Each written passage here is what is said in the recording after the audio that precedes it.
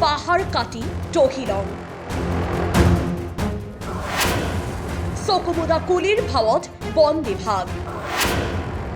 এফালৰ পৰা কাটিছে ৰঙা মাটিৰ দুধখুৰা পাহাৰ দক্ষিণ কামৰূপৰ ৰঙামাটিত অৱস্থিত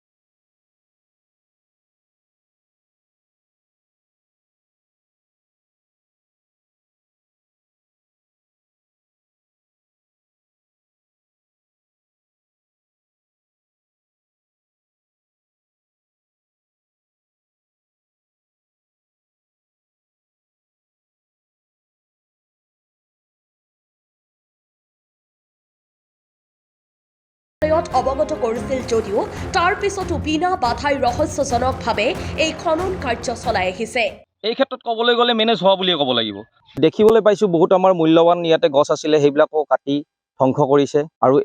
এই ক্ষেত্ৰত মই নাজানো ফৰেষ্ট বিভাগে কি কৰি আছে তেওঁলোকক আমাৰ স্থানীয় ব্যক্তিয়ে জনাইছে তেওঁলোকক অৱগত কৰিছে যদিও তেওঁলোকে বহু পলমকৈ ইয়াতে উপস্থিত হৈছে আৰু খুব সম্ভৱ এটা মিলা প্ৰীতিৰ মাজেৰে চলি থকা যেন আমাৰ অনুভৱ কাৰণ গোটেই ৰাতিপুৱালৈ ইয়াতে খনন কাৰ্য চলি আছে কিন্তু চবে নীৰৱ তেওঁলোকে বাকী ক্ষেত্ৰত ঠিকেই কৰ্মক্ষেত্ৰত আমি দেখা পাওঁ কিন্তু এনেকুৱা কাৰ্যবিলাক বন্ধ কৰিব লাগে আৰু ৰেঞ্জাৰক মই ফোন কৰি তেখেতক জনাইছিলোঁ আৰু তেখেতে দল এটা পঠাইছিলে যদিও সেই সময়ত কিন্তু ইয়াতে একদম নীৰৱ লাইট বন্ধ গাড়ী কোনো ধৰণৰ শব্দ নাই আমি আহি একো আমি জাগালৈ আহিব নোৱাৰিলোঁ কিন্তু মানে আহিব নোৱাৰি এই কাৰণে হাতী আমাৰ সন্মুখত আহি গ'ল সেইকাৰণে আমি তাৰ পৰা গুচি আহিবলগীয়া হ'ল কিন্তু আমি পিছত গম পাইছোঁ যে গোটেই ৰাতি এই খনন কাৰ্য চলি আছে গতিকে এই ক্ষেত্ৰত ক'বলৈ গ'লে হ'লে বন বিভাগ সম্পূৰ্ণ মেনেজ হৈ থকা যেন আমাৰ অনুভৱ তদন্ত কৰিম ইয়াৰ ওপৰত আৰু যোনেই নহওক